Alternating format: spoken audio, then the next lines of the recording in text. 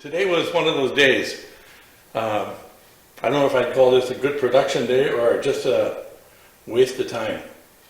But I got sidetracked today. I was going to do A-arms for the next two bikes, and I decided to build my tire changer device.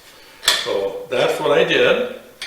And I came up with a design. I don't know if it's going to work. It's specific to these two types of rims. These 15-inch and this 16-inch rim. And, you know, I don't do too many front tires. Take off very few. So it's mainly to get the radial tire off of this thing, because that's always the bear. And I wanted this thing, I don't have room in the shop anymore for tools. A freestanding tire change would be nice if I had another department here, but I don't. So this basically clamps on the table, and we'll zoom in on it here. So I got it set up so it just clamps onto the table. I've got these pinchers here, and then this back here, that's for 15-inch rims, 16, and that is a 19-inch rim, or 18-inch. So, and this actually moves back and forth to accommodate different centers. So this guy just slips on here like this. There, we got him in there.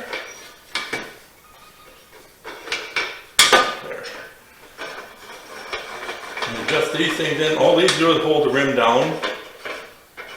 I have one last thing I have to do in here. I have to put a peg in here. I'm going to weld a pipe on there and stick a shaft like this in here that'll catch the spokes and wheel, keep it from rotating. I'm not going to rely on these.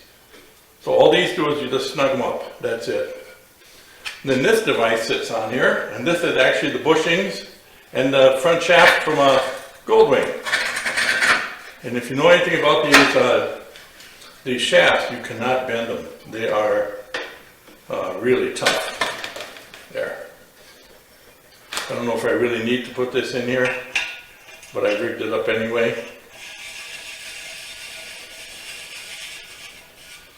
Now on the car rims, I have to make a little adapter to sit into the hole on that, but I use the same unit. Then I got a bar that I can stick in here. And then this is the magic. This is the duct head that slips in here. And it's two-way adjustable. I can adjust it up and down and in and out here. So that's what swings around. And I rigged this up so that normally you'll start right here.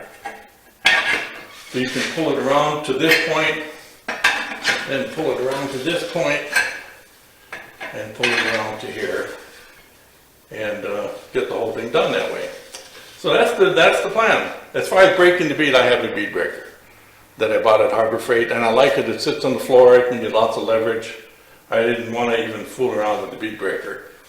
But unfortunately, I need to clean this rim before I'm on the tire on it. But I want to give it a test run. But it's late in the day. It's almost 5.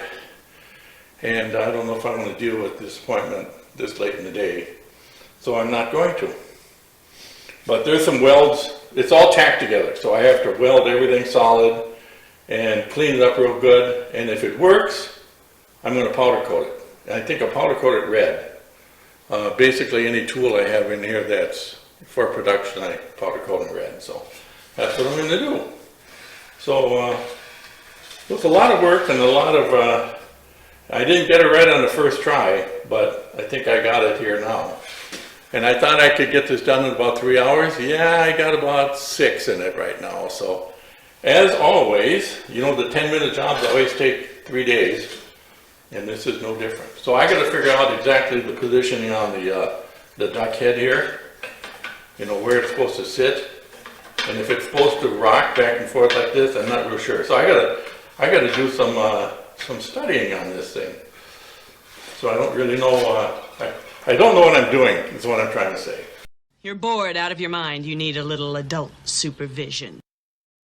So okay, that was today's project, and you know, if it works, it'll save me some time. And if it doesn't, my steel guy, he just loves scrap. So it might end up there. We'll see. Say the audio might not come through the best because I got my fans running here. which I have to run in order to powder coat. But I switched over to red. I'm gonna straighten out my little wire here. Evidently, when you drop these guns, it bends things. Okay. I didn't change any settings. I did change the container, and I'll show you that when I'm done. I could probably cut down the powder quite a bit because she's spraying a little bit heavy. That's about right. The first thing I did was swept out the boot, get rid of the black that's all over the place, and then I just started doing this. I'm going to crank that up.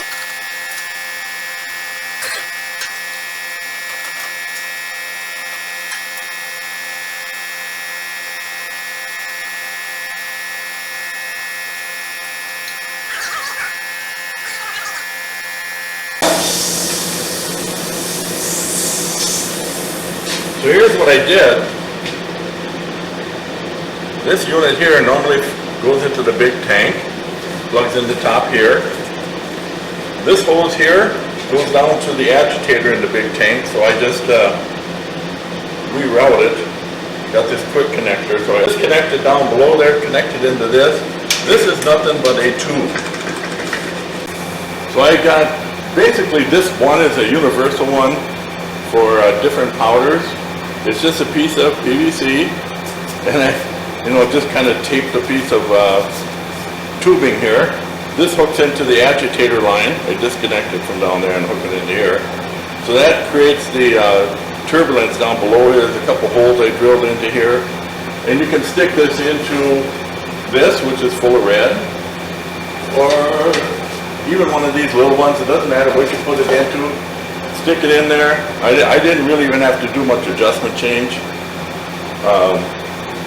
But this works and everything. I've also got this one here, which is the commercial version of the big one. And this one I think I've got full of chrome. And I got red, blue, white, silver, so the basic colors. But this thing works really good. That's all it is. You could actually put a T here and have two lines in. I did drill a 1/4 inch hole through here. You could probably drill a couple. And it works good, works real good. So that's kind of a handy little addition to the powder coat system here.